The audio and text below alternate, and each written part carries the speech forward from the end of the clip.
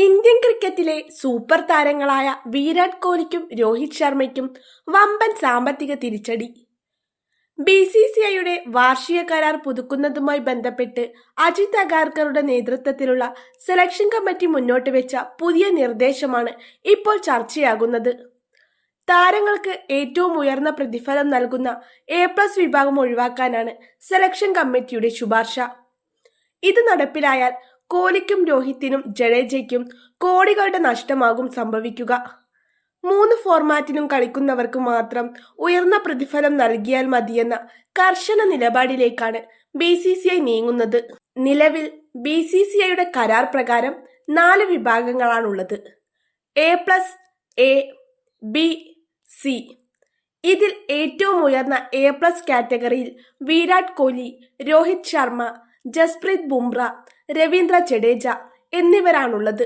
എന്നാൽ T20 test ഫോർമാറ്റുകളിൽ നിന്ന് വിരമിച്ച കോഹ്ലിയും രോഹിത്തും നിലവിൽ ഏകദിനത്തിൽ മാത്രമാണ് സജീവമായിട്ടുള്ളത്. ജഡേജയാകട്ടെ T20യിൽ നിന്ന് വിരമിച്ചു. 3 ഫോർമാറ്റിലും സ്ഥിരമായി കളിക്കുന്നത് ജസ്പ്രീത് ബുംറ മാത്രമാണ്.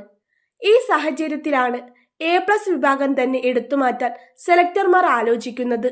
നിർദ്ദേശം അപ്പെക്സ് കൗൺസിൽ അംഗീകരിക്കുകയാണെങ്കിൽ ഇനി A, B, C എന്നീ 3 കാറ്റഗറികൾ മാത്രമേ ഉണ്ടാകൂ. 3 ഫോർമാറ്റിലും കളിക്കുന്ന താരങ്ങൾ ഇവിടെ വരും.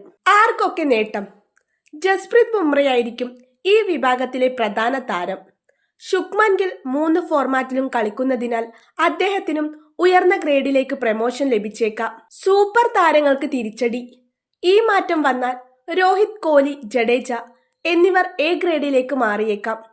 അങ്ങനെ സംഭവിച്ചാൽ വാർഷിക പ്രതിഫലത്തിൽ 2 കോടിയുടെ കുറവുണ്ടാകും. ഒരു ഫോർമാറ്റിൽ മാത്രം കളിക്കുന്നവരെ ഉയർന്ന ഗ്രേഡിൽ നിലനിർത്തുന്നത് ഉചിതമല്ലെന്ന വിലയിരുത്തലിലാണ് BCCI. നിലവിലെ കാറ്റഗറി പ്രകാരം മലയാളി താരം സഞ്ജു സാംസൺ C വിഭാഗത്തിലാണുള്ളത്. റിങ്കു സിംഗ്, തിലക് വർമ്മ, ഋതുരാജ് ഗെയ്ക്വാദ്, ശിവൻ ദുബൈ തുടങ്ങിയ യുവതാരങ്ങളും ഈ പട്ടികയിലുണ്ട്. നിലവിലെ A ഗ്രേഡ് താരങ്ങൾ: Muhammad Siraj, KL Rahul, Shubman Gill, Hardik Pandya, Muhammad Shami, Rishabh Pant. B grade താരങ്ങൾ: സൂര്യകുമാർ യാദവ്, കുൽദീപ് യാദവ്, അക്സർ പട്ടേൽ, യശസ്വി ജയ്സ്വാൾ, ശ്രേയസ് അയ്യർ.